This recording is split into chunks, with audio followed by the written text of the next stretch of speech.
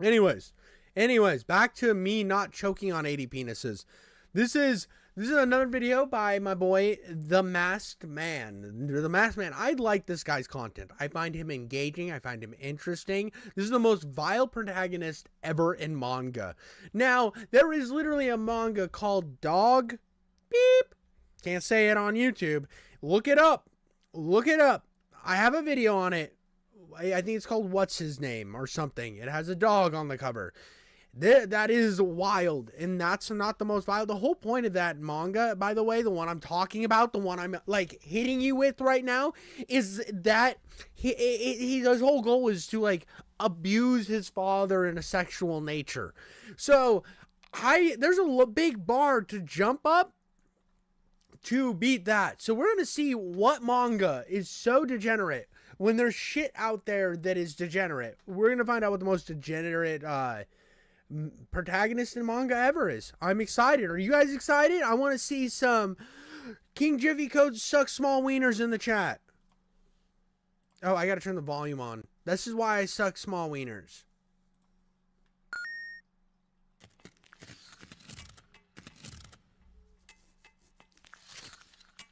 Taking place around the 80s and 90s, Japan's lost generation, Shinjuku Kabuki-cho Sin Central, a red light district where the Yakuza run rampant and indulge themselves in all the worldly pleasures they can. Murder is the bare minimum.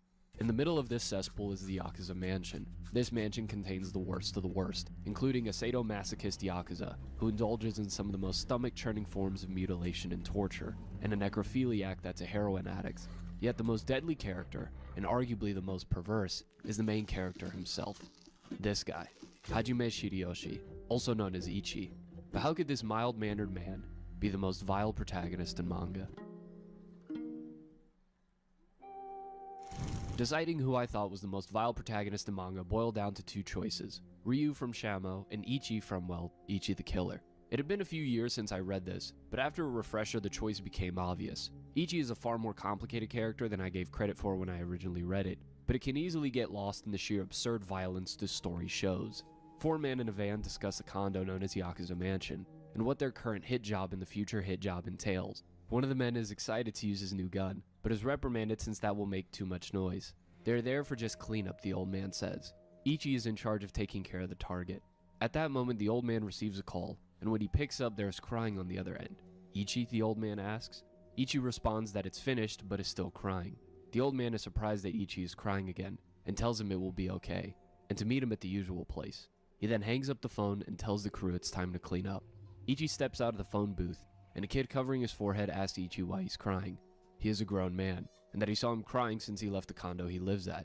Ichi is then reminded Bro, could you imagine you're fucking big tears, you're big tearing, you're crying, you're having a weak moment as a man, and some kid walks up, he's like, why are you crying, bitch? But why are you crying?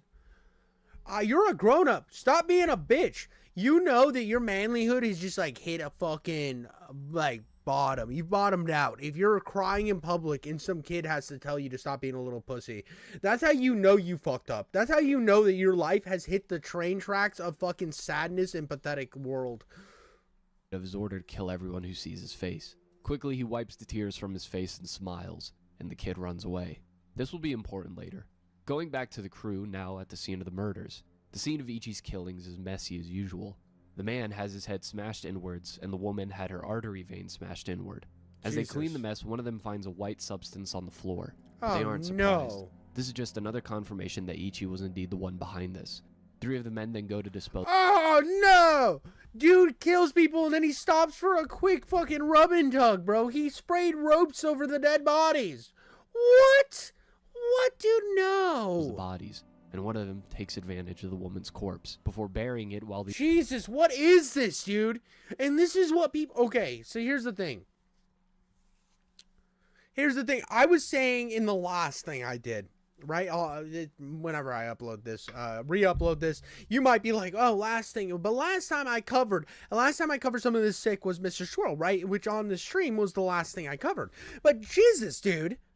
I went out of my way to mention how in Japan there was some sick things going on in Japan for a long time before they outlawed them. This is example. This is representation 1. They're like, oh, but it's high art, dude. No, it's not high art. If you're reading something literally about like gooning to fucking dead bodies, I make jokes about shit like that because I am a sane individual who doesn't fucking murder people and then come on their dead bodies. I think it, like, making that joke as a person that's pretty fucking normal, all things considered, is like, haha, look at that, I made a joke about coming with dead bodies. It's like, what's the sexiest job in the world? The morgue, because they can't say no. That's like a horrible joke, right? It's fucking abhorrent. That shouldn't be said. But at the same time, it's a little funny because like it's so gross and so out of the realm of like reality that it's like kind of a Norm Macdonald bit at that point. Or like more Bob Saget joke, right? But this is just like, oh, what if we had a story and the main protagonist was just a gooner, but a gooner that liked to kill people, then goon, and then cry. He's a big sad boy that comes on dead bodies. Jesus! The old man goes to meet up with Ichi. This might be a good time to say that this video is for educational and entertainment purposes. I don't know, I feel like you can do anything on this platform after saying that. There are a good amount of scenes. Yeah, dude, this video is educational and entertainment. Am I entertaining? Do you think I'm entertaining? It's the eyebrows, right? I got them Brett Cooper eyebrows. That delve into this past of Ichi and who he really is. But some of the most important are the conversations between Ichi and the old man, who is revealed to be his uncle. Ichi is seen with a sad expression on his face, and the uncle asks what's the matter. I killed people again. That again, Ichi? It's bad, right? It's alright, don't think about it, okay? Until now, you were always being bullied. To take revenge against those bullied and those who watch silently. If you don't, who's going to? You work so hard for that purpose, for the sake of getting stronger, right? Dude, the uncle's like, yeah, you kill people. Yeah, if I can kill people, it's not that big of a deal. Remember when that kid shoved you down and called you a loser, Ichi? Remember that? Remember when he was like, you're a big loser, Ichi, and he shoved you down? That means you can kill and come on all the dead bodies you want to. Honestly, I'll clean up your messes, bro. I remember when that kid took your Snickers and then slapped you in the face and called you weird eyebrow douchebag, and you said you look way too much like a normal anime protagonist, and you were real sad about that. I remember you came home and cried. And now I think that means that you can kill as many people as you want and come in the room. To be honest, that's just makes sense to me, bro. Today, the one you killed was a person who made money bullying the weak. His eyes looked like Kazo-kun's. Kazo? Come on, from my first year in junior high school, I told you about it before. Ah, the guy who drew whiskers on your face and forced you to dance, right? The man I killed today looked like him. Bang, and I became unable to control my feelings. Right, Ichi, tell me how you did it. How about showing it to me? Okay. Kazo-kun was looking at Look how excited he was. He's like, oh, I can just go show you the dead body I created? Let's go, dude. We're off to see a body, it's gonna be very nice. I'm gonna come in ropes, and it won't be just once or twice. It's gonna be multiple, and I'm gonna keep going until I'm shooting blanks. The world is gonna know it. Jesus. Like he was looking at trash. So you see, Ichi throws a bunch of kicks lightning fast. The uncle looks at Ichi's face, which starts to get excited. Ichi does a reverse spinning kick and stops millimeters away from his uncle's face. I did it just like this. The uncle looks forward and sees that Ichi is turned on by recounting the murder. Later, he gives Ichi a cut of his money. This much? Come on, you deserve it. Thank you. How long will it take you to reach your home? At this hour? I think I'll arrive in 10 hours. 10 hours? Why are you so stingy about the train fare? Next time use the train. It's not like that. Bicycling is perfect for strengthening my legs. Ichi, you still want to be stronger? Yep. There are a few things we can gather from this scene. Ichi's not motivated by money at all, later confirmed by him taking the money and putting it in a heavy bag where he practices more kicks. His motivation stems from his childhood trauma of being picked on and abused, but how messed up this leaves him will be more explored later on. What makes Ichi a fascinating character is his ability to feel sorrow and guilt to a certain degree for the actions he commits. Unlike many of the Yakuza that live in the area that feel nothing or even worse, feel grand satisfaction, Ichi is defined by bursting into tears, and even after realizing what he has done. But he also, at certain moments through the killings, derives great sexual pleasure as well. He really comes across as two completely different characters, depending on who and, well, when you see him, going from a gentle, well-mannered individual to an emotionally unstable killer whenever he taps into the state of mind, back to when he was being bullied. Ichi, I do believe, with proper therapy and the right guidance, goes on to own a dojo or be one hell of a kickboxer. But what brings Ichi to this line of work and keeps him there, giving into his sadistic side, is the relationship he has with his supposed uncle. We actually have no idea what the old man's real name is. The members of his crew call him Gigi, and Ichi calls him Uncle, but it becomes very clear as the story goes on that he is a master of disguise, a manipulative individual that cares little for the life of his crew and only cares about getting the job done. Dude. He has no Jesus, bro. What the fuck? What the fuck? real family attachment to Ichi, simply uses that as a way to get Ichi into the mind frame he needs for Ichi to be in, dismissing any feelings of guilt he might have and manipulating Ichi into seeing the people he murders as bullies who deserve punishment. It doesn't benefit him for Ichi to grow up in any way, but to keep Ichi in a childish frame of mind and see these Yakuza like his childhood bullies. Ichi is also unique given his method of killing, using his Oh my well-trained God. kicks and shoes that have metal plating, the left one with an axe on the heel, capable of doing inhumane levels of violence with. There is a prequel manga delving into Ichi's past. It is only 11 chapters, so it's not a major waste of time. But admittedly, it felt like an extra side story of Ichi before he completely went off the deep end, instead of an interesting look at his psyche. 3 of your ex-boyfriends died. I mean, what is the psyche of I like murdering people and then gooning? Like, there's not enough, there was never enough fucking explanation to make this all okay. Oh, the dude manipulates him, tells him it's okay. He's still fucking gooning at the scene, bro. Why? Delving a bit more into Ichi's psyche, it is very clear there are 2 states Ichi resides in more you read the story. There isn't an official diagnosis since my brain is as slow as a Galapagos tortoise, so I did not go to school for this, but I believe Ichi shows sign of dissociative identity disorder. Given his traumatic past that left him marked and unable to grow, the old man's manipulation, which raises the question of how much blame can be placed on Ichi himself, and what led me to this in the first place. The stark contrast of who he is when relaxed and interacting with people in normal settings versus his state of being when being threatened. What A state that happens when he's reminded of said Bro, he's walking into the store, he's like, oh, I'm a chill guy. I'm gonna just go kill people and come in the room later. Oh boy, isn't this fun? I like killing people and then coming on their faces. I'm gonna go get some fucking rice balls or some shit.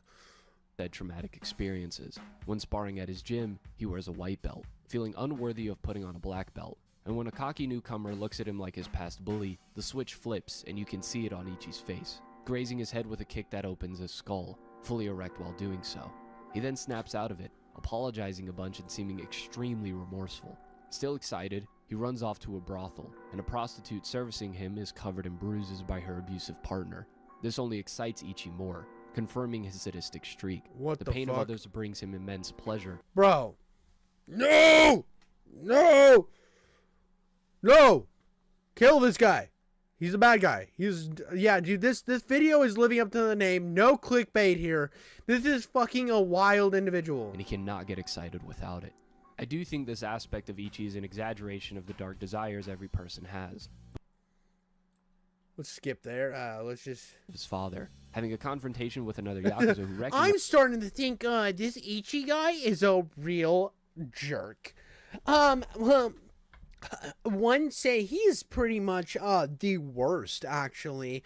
Oh wait, you're like a bad guy. him, referring to Kakihara as the Maso Yakuza, presents the person that will serve as the opposition. The son of the person Ichi killed at the beginning of the manga, member of the Anju family Kakihara.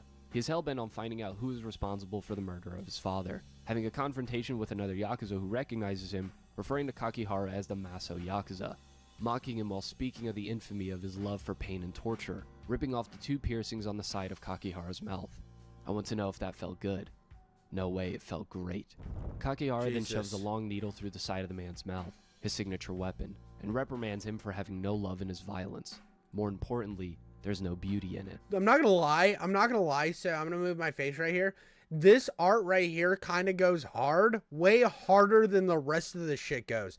I have to say, like, the art for the most part has been pretty mid, and this is just like egregiously disgusting for no reason. This is like absolutely abhorrent shit, but that guy looks cool as fuck. That looks like somebody out of like a fucking John Wick movie, bro. He then sits down as the man is taken to a hospital and speaks to a woman that he seems close with. He looks across and sees the old man and his crew drinking and asks who they are. She informs him that they are a group of individuals with no crest. In other words, they were excommunicated from their groups and have banded together, doing all kinds of dirty work, and she brings up murder. A skirmish almost occurs when he confronts them, but the old man plays it off that they just sell drugs. Kakihara tells him their leader is missing, and if he has any information, let him know. It turns out all of this was planned by the old man also, and it wasn't just the leader of the Anju family that he killed, but he took the money that was in the safe, a total of 296 million yen, which would be approximately 1.8 million USD, and that money will be divided amongst the group. The old man, however, is planning on causing more mayhem within the mansion, instead of leaving with more targets for Ichi to take care of. The crew learns Inoue, the necrophiliac, was a member of one of the key groups, and had plastic surgery done to sneak into the mansion. Clearly, the old man has something huge planned. The rest of the manga is this game of cat and mouse between Ichi and Kakihara, with the old man pulling all of the strings.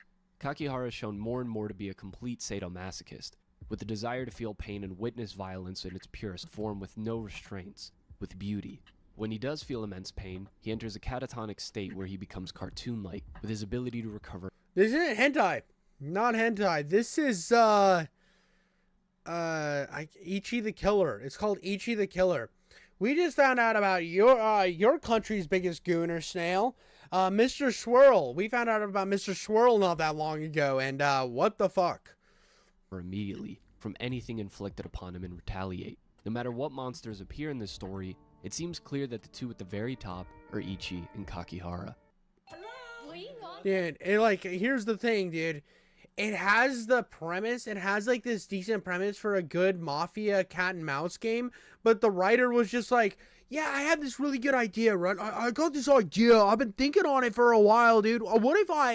Here's the thing. What if I do this cat and mouse where it's like these bad people, and what about if they mesh up, right? And they mesh up and they're bad people, then they're doing this cat and mouse game. They're like, oh, that's a cool idea for the story. Yeah, I like that. And then the main protagonist is going to be a guy who kills people and then comes on them.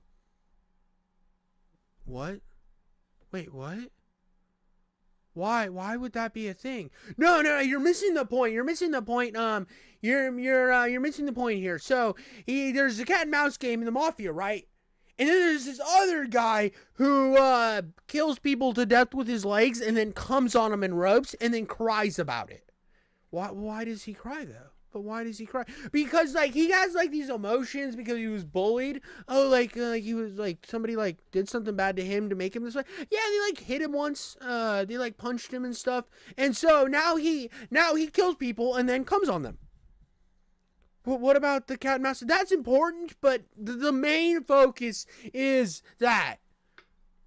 And he's the bad guy? No, he's the good guy. The good guy. Well, who's the bad guy? Just some guy that likes, that gets, like, really hard when people punch him in the face. So he's like a mask. Yeah, but the other guy, the main character, he gets hard when he punches people in the face. I don't like this story. No, it's gonna sell like crazy, bro. You're really you're not seeing the bigger picture. This is art.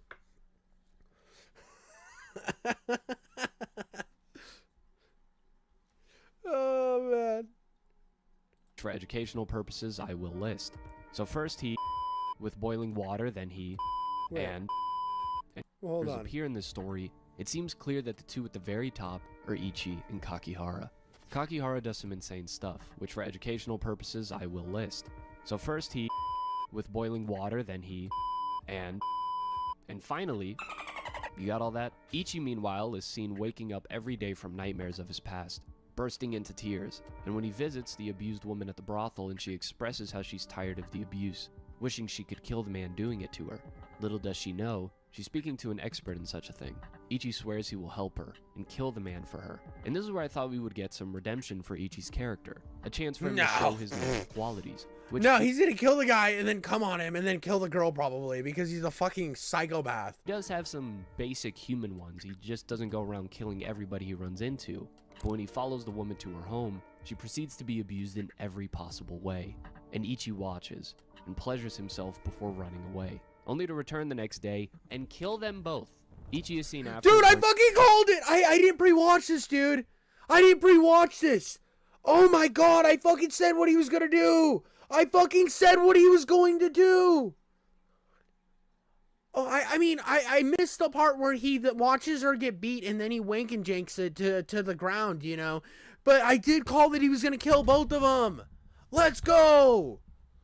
Oh my god, what the fuck? He's like, I'm not wearing hockey pads. Oh, I'm not wearing hockey pads.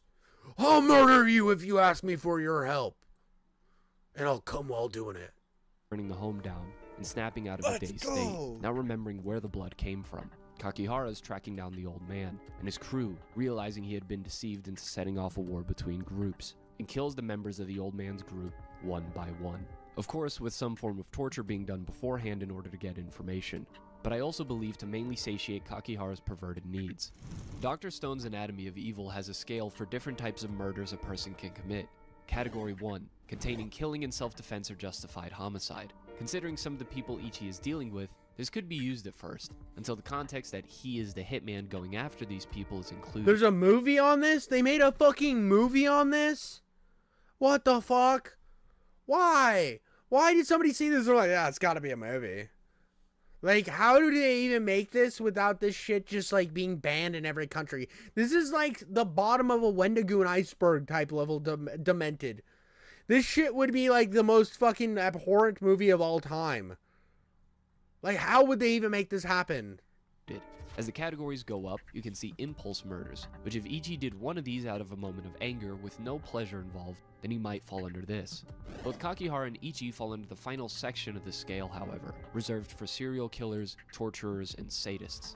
Category 22. So I've actually wanted to watch The Fable for a long time, but here's the thing: I won't watch an anime that I'm not fully invested in already in sub. I won't start an anime in sub. I just won't do it. Now I will watch an anime, right? If I've been watching it in dub and then I'm like really invested into it, like let's say Shangri-La Frontier or Solo Leveling, One Piece, these ones, right? I will get to a far enough part that I've already watched all of the dub and I'm invested and I need to see what's next. Then I'll start watching the fucking subtitled.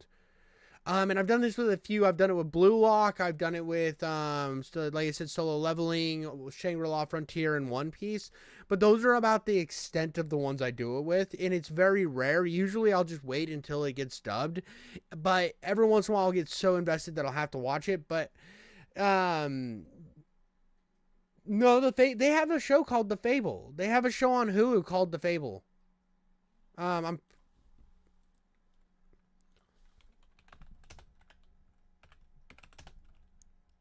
The Fable anime. Right there. They made an anime on it. It's on Hulu.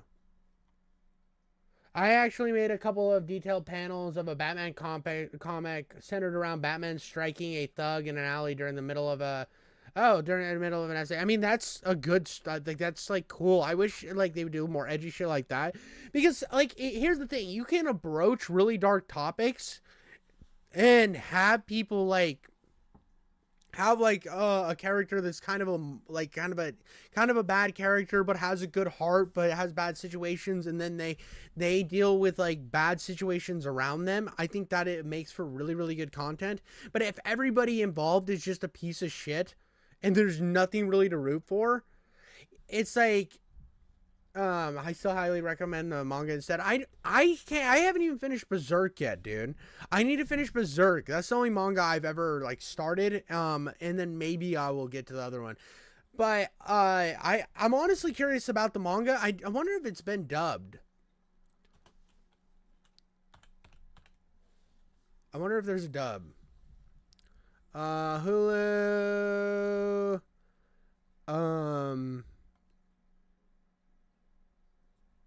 It's Disney Plus to release.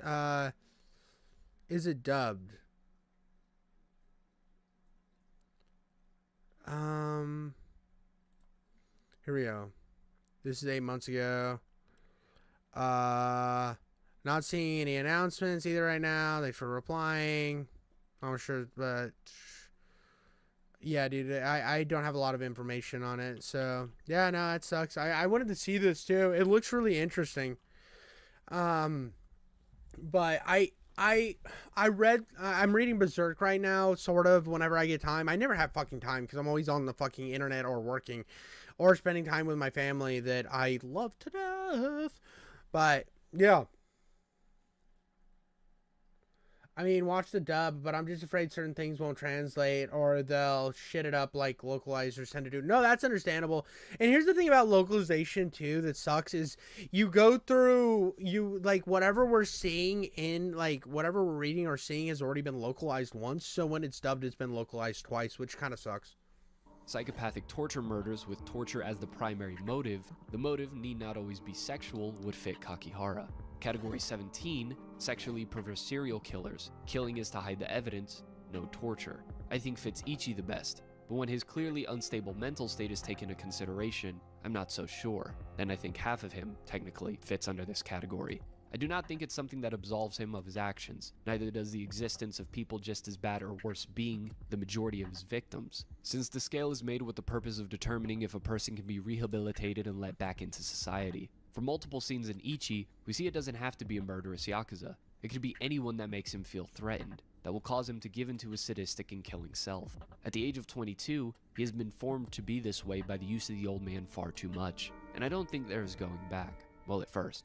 The scene where he and his uncle speak again, he talks about a nightmare he had, where a girl in his class was being taken advantage of by multiple bullies, and Ichi expresses that instead of helping her, he believes she wanted him to be doing it to her instead. His nightmare sealed off the memories of the prostitute, and the man he had murdered the day before. Incapable of confronting them, he snaps into a childlike murderous state, and smashes the table when the uncle gets closer to pushing him to remember. The rest of the series is this cat and mouse game, being controlled by the old man, with Kakihara being more excited to meet Ichi, believing he will be the one to bring him to ecstasy the more he witnesses the murders he commits. The bodies simply pile up for Ichi, and at any moment he might grow tired of doing such things. He is brought back in by the old man, until ultimately, Kakihara and Ichi clash, with Kakihara running away when he realizes his life is truly in danger, and the job is finished. It is then revealed that the lady working with Kakihara was actually working for the old man, feeding him the information the old man wanted him to know, and by killing off each member of his crew, the amount of money that needs to be divided is less and less, also having her called Ichi to grow his perverse desire to inflict pain. But then he has Ichi go kill her as well. It's 9:15, huh? Yo, I'm just like surprised that this got made, bro. It's just so wild. This is such a wild fucking rabbit hole to go down, dude. This is just crazy. 3 years pass and the old man receives a call. So what happened to Ichi-kun? He's finished, he can't be used anymore. Why? He's an incredible killing machine, right? Killing machine, you say. He can get lost in his imagination within a very short interval. That was his incredibility. Imagination. Exactly. Applying his imagination to reality. Well, is this like so is the movie like animated or is it live action? I'm very curious about that. Snail, you'll have to let me know. In order to murder. He really is a monster. You said imagination, but it's just his past memories, right? That's the point. Real past events make up about 60%, and the remaining 40% is planted purposefully, with fitting imagination. Wow, that's crazy. That means his imagination is mixed with reality to create stories. That's right. That blend is the most important thing. And how did Ichi-kun become useless in the end? Ichi, he became useless from staying in Shinjuku for a year. Just by staying? Yes. Imagination in the end is just a ball of desire. The essence of the imagination, desire, was too omnipresent in the city. I see. You mean the city of Shinjuku has so many... Live action, it's got a cult following? Huh. That's weird, dude. Maybe I'll have to look it up. Just like, I'll see if maybe there's a dub of it and maybe I'll watch it. Because, like, I'm not wildly entertained by this, to be honest. So I might even not look up the movie. But, like, for me, this would be like... I mean, if you were going to make a movie on it, I think that you would have to, like, film it in a way like Seven or Natural Born Killers. I mean, even Natural Born Killers kind of becomes kind of a... Natural Born Killers gets away with doing a lot of the shit that is done in this type of media because it doesn't take it's so over the top. Oliver Stone's the fuck out of that movie so hard that you kind of just are along for the ride and you're just watching these degenerates be degenerates. Now this, I don't think there's any sympathetic characters. It's just like everybody's so abhorrent and awful that you're kind of in this weird fucking edgy... It's like that game, Hatred. It's probably like that game, Hatred, right? Where it's just there to be as fucking awful as possible. Waves of desire that even the imagination has no place to rest. Absolutely. Ichi's imagination was devoured by Shinjuku's reality, and he became a common human being. It's a terrifying place here. The old man then says he has a new killing machine though. It seems the little boy that Ichi met at the phone booth grew up. He accidentally pisses off some thugs, and when one of them goes to attack him, he makes a face just like Ichi's. Ichi the Killer as a manga is one of the most violent, disgusting, perverse reads in the medium, displaying evil in many different forms, but with a core theme in mind: violence. How it comes from places deep within, brought out by external influences. While it could be seen as glorifying, and it is, by the end Kakihara runs in desperation when his life is actually put at risk. And Ichi, the main character of our story, isn't some badass John Wick type of character. He is an unstable man-child that snaps into murderous fits and is incapable of confronting reality. There are moments where one does feel bad for Ichi, and wonder where he could have gone differently. The story says he became a normal man. Dude, if I could turn it into a comedy with Adam Sandler, bro, it's just like, you want me to come on your body? I'll come on your body. I'll come on your body.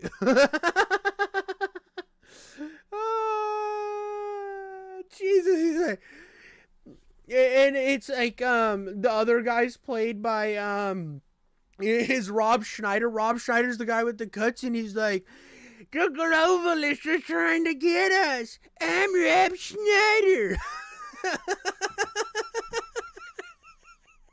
It's a cat and mouse game with these two sadistic fucks, but it's just Adam Sandler and Rob Schneider. The uncle's played by like fucking Nick Nolte. Listen, Tommy, when you walked in here, you had 3 pill bottles. You came on people the right way. Did you come on the bodies in Ichi?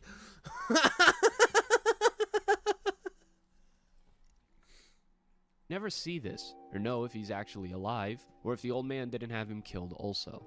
What we did see from Ichi was a ruthless, brutal killer, even if he was doing it with tears on his face. Oh my god, dude. What a fucking watch, dude. Alright, we got one. Let's keep the ball rolling with fucking weird shit, right? Is that Nick Nolte? I mean, they're the same, dude. When you walked into this bar, you had 3 clicks, Tommy. That's 3 pill bottles. You don't understand what went on in that war. You know, like, dude, Nick Nolte sounds like that now. Now, Nick Nolte used to kind of sound like this, you know, and then even before that, he kind of had a higher pitch voice. But now Nick Nolte kind of has an RFK Jr. thing going. What do we got next here? The world of discussing. What time is it? All right, we got one more. We'll do one more because you guys have been such a good chat. This is my biggest stream I've ever done.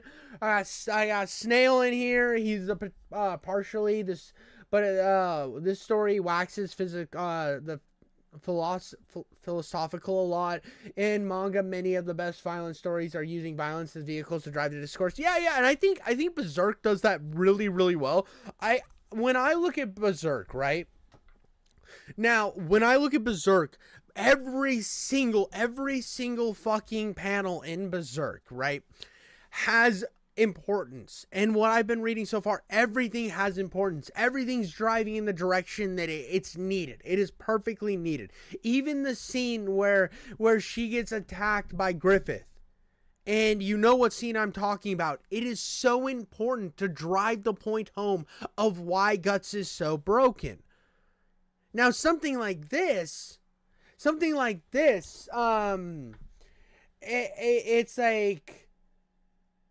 like you're just being terrible, and I don't feel like you're highlighting the points, especially when it like ends with the dude running away. Like, is it what when you get in relative correlation with actual monsters that you break tail and run? Now, I haven't read it. I haven't watched any media other than this video on it, but it just seems like it's a really... The dude was like, how far can I push this story and make you still sometimes sympathize with the main character? I think he wanted to push the bounds, which I'm completely... I understand that people do this. It happens in every media. This isn't just a manga anime problem.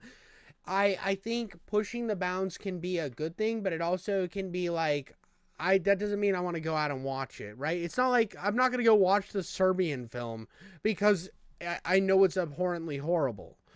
There's like I'm like, oh, I'm going to watch Saw. Oh, I watched Hostel. I'm good. I'm good. It's getting a little too far for me now. You know what I mean? There's a point where you're like, okay, there's nothing to root for, and then you just kind of get in this nihilistic mentality. And I think if you use the horrible nature of something to then bring a more poetic like justice out of it, not justice out of it, but bring something like narratively powerful to it that makes the violence almost feel important, necessary, where you can't look at it and be like, well, yeah, it sucks, but it's like, violent criminals. Well, yeah, he's pushing the envelope of what audiences are willing to sympathize with, or can violent criminals really be rehabilitated? Those are questions to have, but I think that there's better ways than what he did to show that. I mean, you take things like, what's a good example?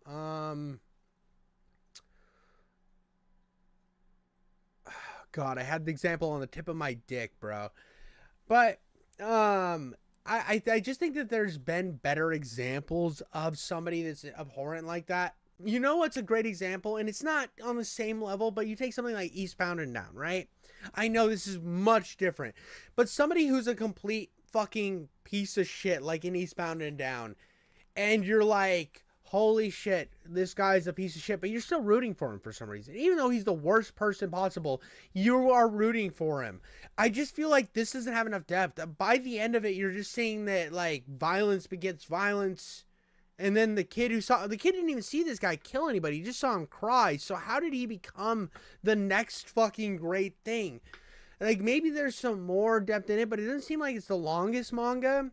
So you're looking at like just a weird. There's this movie that I think did that idea of like assassins and rehabilitation well, and it's like it's like Seven Psychopaths. Seven Psychopaths really dives into like the idea of like a crazy person in the Sam Rockwell character, how he's been this fucking abhorrent. Everybody in like Seven Psychopaths is pretty fucking awful, but by the time you get down to the end, you're just intrigued. And it's like, did the violence pay off for any of these people? No, it didn't. They're all in a worse situation because of it.